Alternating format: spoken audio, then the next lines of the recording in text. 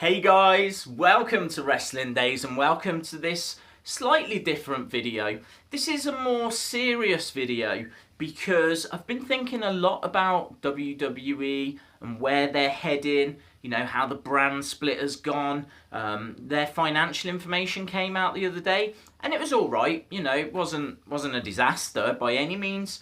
But I just think they're missing a trick. I think they're missing quite a few tricks actually. There's a huge opportunity that's presented itself on Raw, which we're going to talk about. But my concern is that they haven't seen it, or it's a direction that they don't want to go.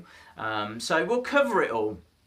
But that got me thinking, what are the 5 big mistakes that WWE are making right now? And so I've come up with this video, I've jotted down my notes, done a little bit of research as well.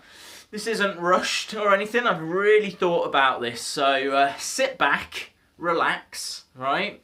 And see if you agree with me on my high 5 mistakes that WWE are making right now. So at number 5, we need more jobber matches. Now I know that might sound crazy, me asking to see less of the superstars, but that's exactly what we need to see. We need to see less of the superstars. You know, you should only see Finn Balor every other week. You should only see Kevin Owens every other week. You shouldn't see them week in, week out, because you get overexposed to them and you see them too often. And then what would be a really good idea, you know, they have to come up with every single week. You know, you need to have 52 good ideas in the year. Well, more than that if you include the pay-per-views, in ways of making Kevin Owens engaging. You know, that's just not possible. You can't come up with 52 things for Kevin Owens and then a different 52 things for The Miz and another 52 things for Shinsuke Nakamura and another 52 things for Alexa Bliss and so on, so on, so on. Whereas if you saw everyone less, then you wouldn't need to come up with as many different programs and engaging ways of interacting with the audience. And not only that, I just think that it really hurts the pay-per-views. You know, if you see Finn Balor versus The Miz, like we saw this week, you know, that could be on a pay-per-view. That's a B-show pay-per-view match that could have a nice build to it. Instead, you're seeing it on Raw. But it's not as if that was the only match of that kind. You know, we're constantly seeing these level of matches, which means that when you see them on a pay-per-view, doesn't have any impact. I mean, how many times have you watched a pay-per-view recently and thought to yourself, it's just like Raw, it's like an extended episode of Raw? Well, that can't be right, can it? You know, that's because Raw needs to have more jobbers. Not only that, you need to see the people less. Raw needs to have more jobbers, but also the superstars need to really push themselves when they do get an opportunity. It's like Kevin Owens or Bayley. Yeah, this week you're going to be on Raw. That should be a big deal, right? This is my chance to shine. And so they steal and they take that spotlight and they do whatever they can to make that work. At the moment, doesn't matter, does it? Because they're on Raw again next week. Doesn't matter if I have a so-so week. Just go again next week. That can't be right either. Not only that, you then have to have someone lose in these matches on Raw, and that takes all of their thunder, all of their steam, all of their momentum away. 50-50 booking is a massive problem. At number 4, there's too many title changes. When a title changes hands, it should be a massive deal. We should be out on the streets, setting off fireworks, you know, dancing around. But, you know, so far, and this is where my research is going to kick in, but so far in 2017, there have been 22 new champions. That is incredible. Across NXT, Raw, SmackDown, 205 Live and the UK Championship, there have been 22 new champions. We're only in the start of May. That averages out, even if you include the whole of May, that averages out at 4.4 new champions every single month. That's one a week. There's a new champion every single week. That is insane. How can you get invested and excited in a title change? And it doesn't matter they're different titles that are changing hands. You just become used to watching titles change hands, and that can't be a good thing. But that leads me nicely to point number 3, and that is all the women need to go to SmackDown Live, all the tag teams need to go to Raw, and we need to lose these 2 belts. You know, there shouldn't be 2 women's titles. There shouldn't be 2 tag team titles. I'm okay with there being 2 world championships, the WWE Championship and the Universal Championship.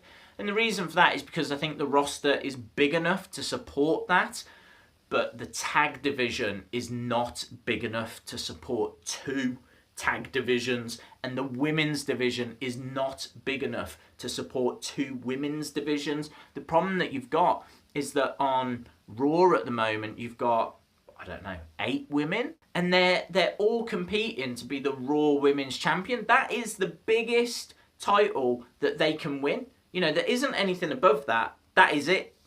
And so you've just got 8 women competing for that belt. Now, of them 8 women, you could argue 3 or 4 have no chance. They are jobbers. They are Dana Brooke. It's not going to happen for them. So you're constantly focused on these 4 or 5 women. That's not a division. That's not sustainable. You know, if they were to lose one of the titles, put all the women onto SmackDown Live, you would then have a real division of about 16 women, with 8 having a realistic chance at the title, but you would still only have the 1 champion, and that champion, it would just feel so much more important. You know, the WWE Women's Champion, that's a big deal.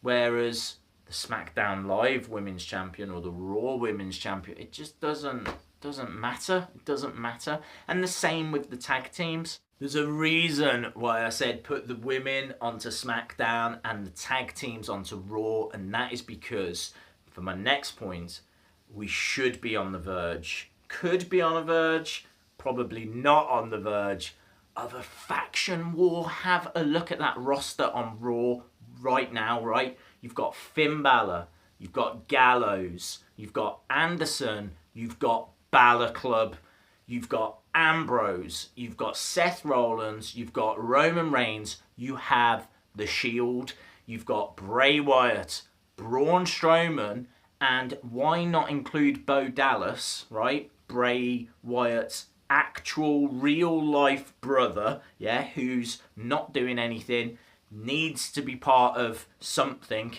This would make perfect sense. But you would have a new Wyatt family. If you then move all the tag teams over onto Raw, you've got the New Day, right? And there's obviously other factions that can be created as well. But whose side would you be on? Would you be part of Team Shield? Would you be part of Balor Club? Would you be part of the New Day? You know, I just think that would be absolutely mouth-watering. Could you imagine a program building up towards Survivor Series this year, right now? Just do it. Just move them over and let's go, because you would have fantastic feuds and matches, and you know, you could have singles matches from each of those, and the possibilities just be absolutely endless. But I just think that would be fascinating. You'd have all this kind of carnage on Raw, and then on Tuesdays on SmackDown, you've got the women just all chasing after that 1 title. I just think that you really turn everything up then, and I'm really into that idea. So that brings me to my number 1. Now, this wasn't done in any kind of order in truth, but it's quite dramatic if I say number 1 on my list is the Cruiserweight division. Now, what makes a Cruiserweight?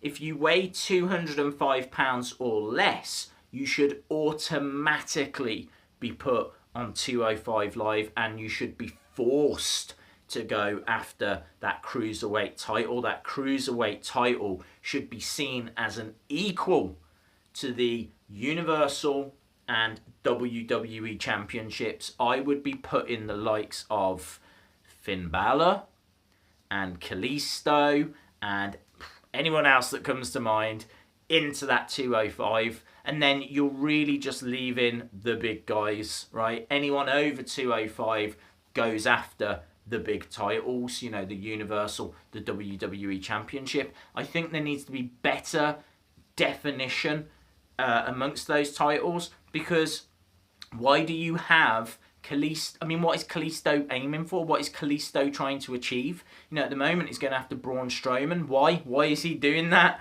You know, is he trying to get ready to go after Brock Lesnar after this? It's not going to happen. So why is he not in 205 Live? Same with like Finn Balor. You know, what's Finn Balor doing at the moment? What's The Miz doing at the moment? The Miz, I don't actually know what The Miz weighs, but if he got down to 205, then I think The Miz would be an interesting addition to 205 Live. And I just think that could be quite interesting. And then maybe you lose one of the world titles. You know, going back to my point earlier, if you was to split the roster that way, you could have the big guys, the heavyweights, the Brock Lesnars, the Braun Strowmans, all on Monday Night Raw with the faction wars. And then you could have the smaller guys with the women on Tuesday, and that gives you a real definition between the two shows. And the stars still on both. As I said, you'd have Miz, Finn Balor, Charlotte, Sasha, Bayley all coming on Tuesday. But then on Monday you've got Nakamura, and you've got Brock Lesnar, and you've got Braun Strowman, and you've got Roman Reigns, and you've got Seth Rollins. It's just a different way of looking at it. But that excites me a hell of a lot more than what WWE are doing at the moment. And that's just this very mixed, confused, not very strong divisions, struggling to come up creatively for things for the wrestlers, all the wrestlers, every week. And then the pay-per-views are suffering, and it's flat. It's really flat. And I just think there's a few ideas in all of that that they can have for free. I'm giving them out for free, Vince, because I know you watch, Vince. I know you watch, right? You can have all that, right? But I just think there are ways, quick ways, easy ways, ways that don't even require any extra investment to make the product better. Awesome, guys. I really would love to know your thoughts. Drop it in the comments below. I will be going through and having a read because, I think there's some good stuff in there. But as I said, I'd love to know what you think. If you like the video, if you like some of these ideas, then let me know. Give the video a like. Hit the subscribe if you haven't already. And hopefully, I'll see you again next time. Bye for now.